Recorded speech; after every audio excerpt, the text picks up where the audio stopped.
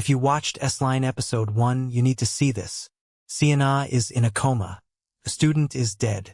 And now the detective has to investigate what really happened on that rooftop. But episode 2 isn't about solving the mystery.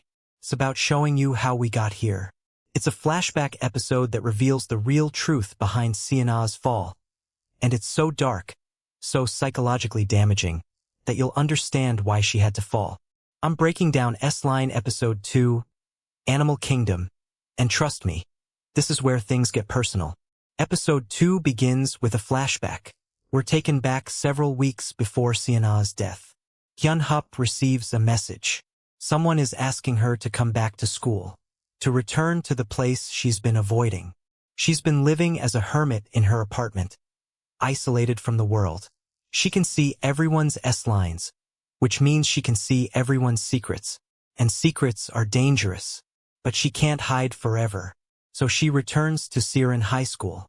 And that's when she meets Kang Seon-ah. Seon-ah different than she appeared in episode 1. In episode 1, we saw Seon-ah as the antagonist, the girl who blackmailed teachers, the girl who framed Hyun-ah, the cruel manipulator. But episode 2 shows us a different Seon-ah. She's a victim. Seon-ah is being bullied at school. Not just casually bullied, she's being systematically abused by a group of girls who call themselves the Iljin, a Korean term for school bullies or violent cliques. These girls are targeting Seon-ah with extreme cruelty. They're isolating her. They're mocking her. They're physically attacking her. They're making her life a living hell.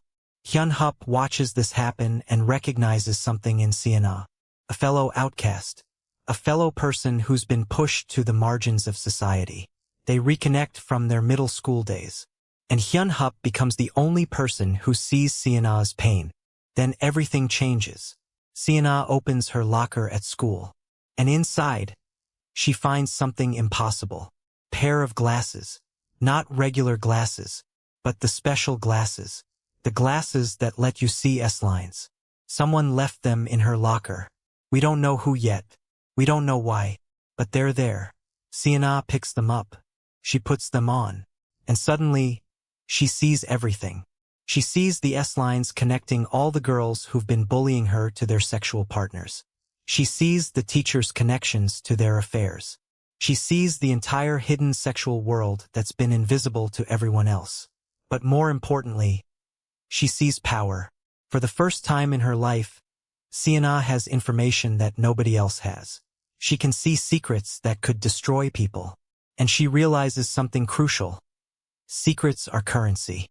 Secrets are weapons. The bullying escalates. As Seon-ah wears the glasses more often, the bullying gets worse. The Iljin girls realize she's acting differently. She's more confident. She's less afraid. So they escalate their attacks to break her again. They physically assault her. They humiliate her in public. They threaten her. They push her to absolute psychological breaking point. Seon-ah is being tortured, and she has the power to stop it. The glasses give her the power to destroy these girls, to expose their secrets, to make their lives hell. But she doesn't know how yet. Then Seon-ah has an idea. She's wearing the glasses in the bathroom when she overhears a conversation. One of the bullies is talking about lying to someone, making up a story, committing some kind of deception. And Seon-ah realizes. The glasses don't just show S-lines. They show context. They show who is connected to whom. She can use this information. She can see which girl is connected to which guy. Which girl is lying to her boyfriend. Which girl is doing something she shouldn't be. And she can use this information. That's when Seon-ah becomes dangerous. She stops being a victim. She becomes a predator. Seon-ah starts her plan. She approaches one of the bullies. Let's call her the ringleader. Using the information she saw through the glasses, Seon-ah starts blackmail. She threatens to expose this girl's secrets. She threatens to tell her boyfriend about someone else she's connected to. The bully is terrified. She paye Seon-ah. She gives her money. She promises to stop the bullying. But Seon-ah isn't satisfied with just money. She wants revenge. She frames Hyun-ah. Here's where episode 2 connects to episode 1. Seon-ah deliberately steals the glasses. She hides them somewhere safe. Then she convinces everyone at school that Hyunhup is the one who stole them. Why would she do this? Because she's using Hyunhup as a scapegoat. By framing Hyunhup, Seon-ah accomplishes two things. First, she has a cover story for her blackmail operation. Nobody will suspect her if everyone thinks Hyunhup is the thief. Second, and more importantly, she's hurting someone. She's proving that she has the power to destroy lives. She's showing the bullies and everyone else that she's not someone to mess with. But in doing this, she's also revealing her true nature. She's become as cruel, as manipulative, and as dangerous as the people who were bullying her. The victim has become the abuser. Hyunhup realizes the truth. As episode 2 progresses, Hyunhup starts to figure out what's really happening. She sees how Seon-ah is acting. She notices the pattern. She realizes that Seon-ah is using the glasses for blackmail, that she's hurting people, that she's become a different person. And Hyunhup makes a crucial realization. The power of the S-lines doesn't corrupt only power-hungry people. Corrupts everyone. Give someone the ability to see secrets, and they'll use those secrets as weapons. It doesn't matter if they started as victims. Everyone becomes a predator when they have power over others. Detective Ji-wook enters the story. Detective Han Ji-wook is investigating Seon-ah's death from episode 1, but at this point in the timeline, he doesn't know her yet. He doesn't know she's his niece. Or maybe he does. The timeline gets a little complicated. What's important is that Ji-wook is being drawn into the S-line mystery. He's starting to see evidence that something supernatural is happening. People are acting strangely. People are making bizarre choices. People are getting hurt for no apparent reason. He doesn't yet have the glasses. He doesn't yet understand what S-lines are. But he's starting to suspect that something is wrong with the school. A teacher finds the glasses.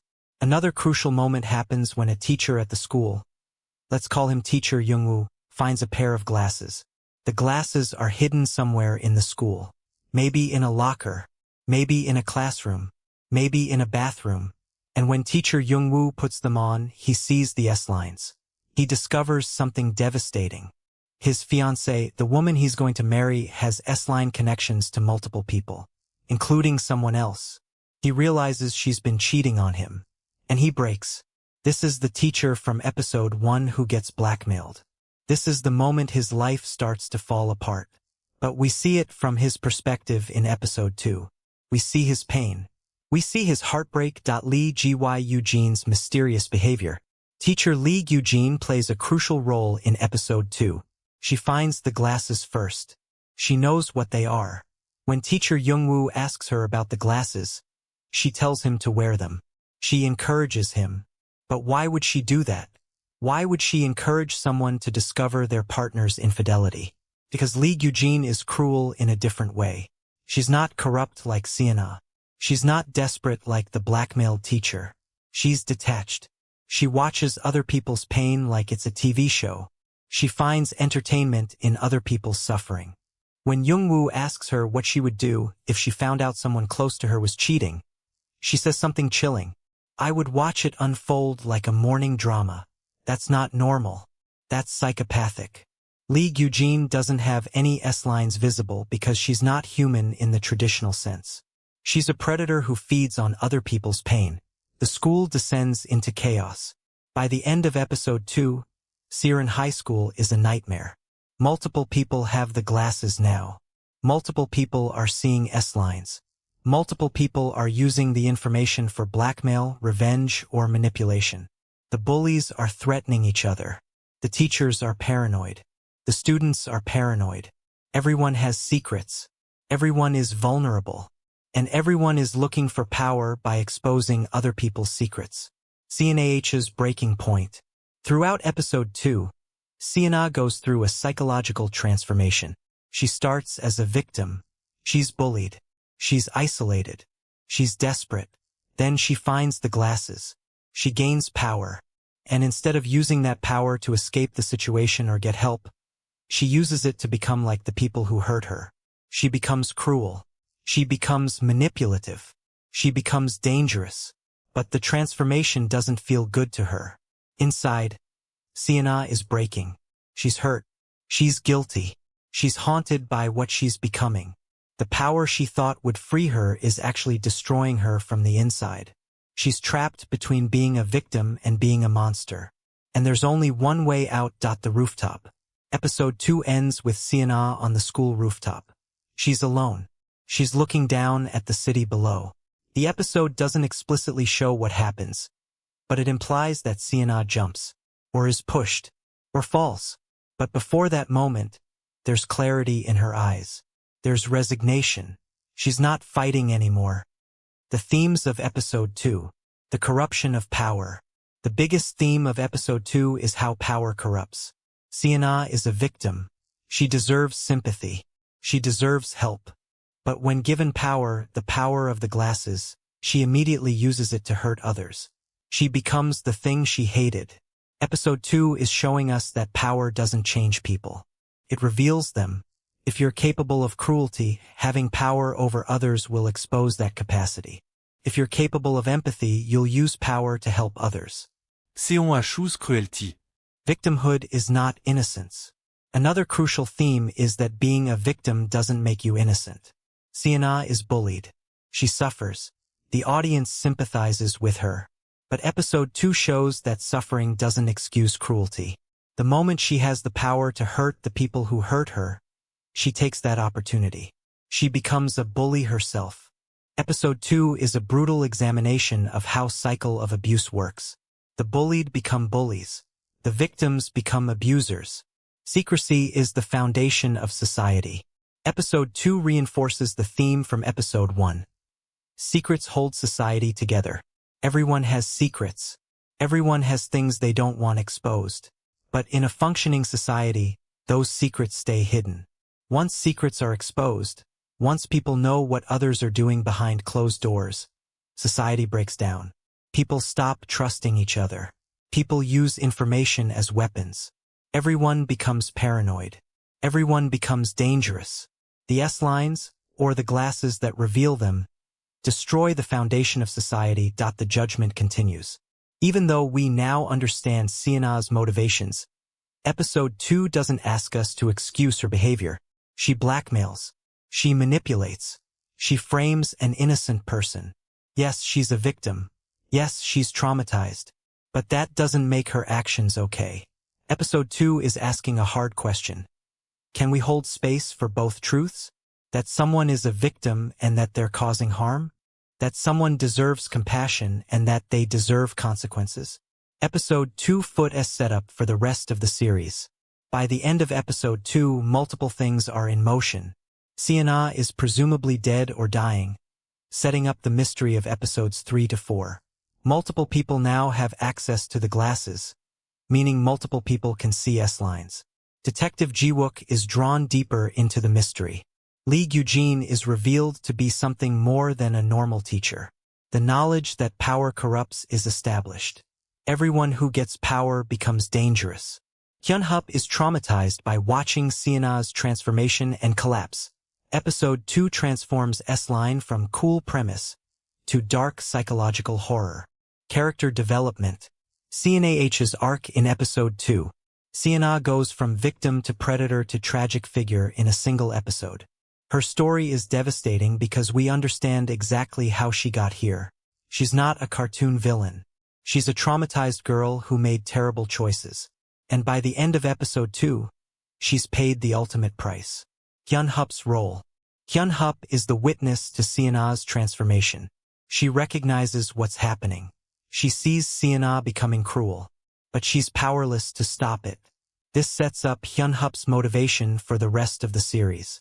She's trying to prevent other people from becoming like Seon-ah.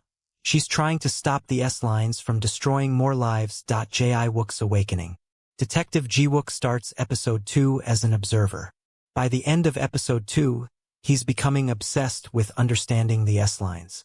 He senses that something is fundamentally wrong with the situation. He doesn't yet have proof. He doesn't yet believe in the supernatural. But he's being drawn in. And by Episode 3, he'll discover the truth about himself. The verdict on Episode 2. Is Episode 2 better than Episode 1? Many viewers think so. Episode 1 is the hook. It grabs you with an exciting premise. But Episode 2 is the depth. It shows you the consequences of that premise. Episode 1 says, "What if everyone could see your sexual history?" Episode 2 says, "Here's what happens when you actually can see it." Does Episode 2 deliver? Absolutely. If Episode 1 hooked you, Episode 2 will destroy you emotionally. You'll sympathize with Seon-ah. You'll understand her pain. But you'll also recognize that she's hurting others. And you'll have to confront the uncomfortable truth that sometimes victims become abusers. That's not comfortable, but it's profound. The cinematography. Episode 2 is beautiful to watch. The show uses framing and lighting to convey Seon-ah's psychological state. When she's depressed and bullied, the lighting is dim. The colors are muted. When she gains power through the glasses, the lighting becomes sharper. The colors become more vibrant. But this shift in cinematography also makes her look dangerous. The visual language of the show is telling you, she's becoming a monster. The performances. Lee Eun-sam's performance as Seon-ah is incredible. She plays the vulnerability of victimhood so convincingly in the first half of the episode. And then she plays the cruelty and manipulation so convincingly in the second half. You can see the exact moment she transforms. The subtle but devastating. What Episode 2 reveals about the series? Episode 2 reveals that S-Line is not just a mystery about who distributed the glasses. It's a psychological examination of how power corrupts human nature. Every person who gets access to the glasses becomes dangerous. Not just bad people. Everyone. The glasses are like a Pandora's box. Once opened, you can't close them. The series is going to be about watching more and more people open that box. And watching them all get destroyed by what's inside. The twist we didn't see coming. Episode 2's biggest twist isn't plot-based. It's thematic. We expected the glasses to be good or bad. We expected them to be used for good purposes or evil purposes. But Episode 2 reveals that the glasses are neither. They're neutral. It's human nature that makes them dangerous. The glasses just reveal what's already there. They don't make people cruel. They just show you who's already capable of cruelty. My final thoughts on Episode 2. If you watch S-Line and stop after Episode 1, you miss the real story. Episode 2 is where the drama becomes profound. Episode 2 is where you understand that S-Line isn't about supernatural powers. It's about human nature. It's about power. It's about secrets. It's about how we judge each other. It's about how everyone has the capacity for cruelty. And how sometimes the victims need sympathy while also being held accountable for their actions. That's a mature, complex story. And Episode 2 tells it perfectly. If you want to know what happens next, how Seon-ah survives or doesn't, how Detective Ji-wook gets the glasses, how the mystery deepens, let me know in the comments. Would you make the same choices Seon-ah made? Would you use the glasses to get revenge on people who hurt you? Or would you destroy them? Drop your thoughts in the comments. And if you liked this breakdown, please like and subscribe for more K-drama deep dives. Hit the notification bell so you never miss an episode. Which K-drama should I cover next? Let me know. Thanks for watching, and I'll see you in the next one.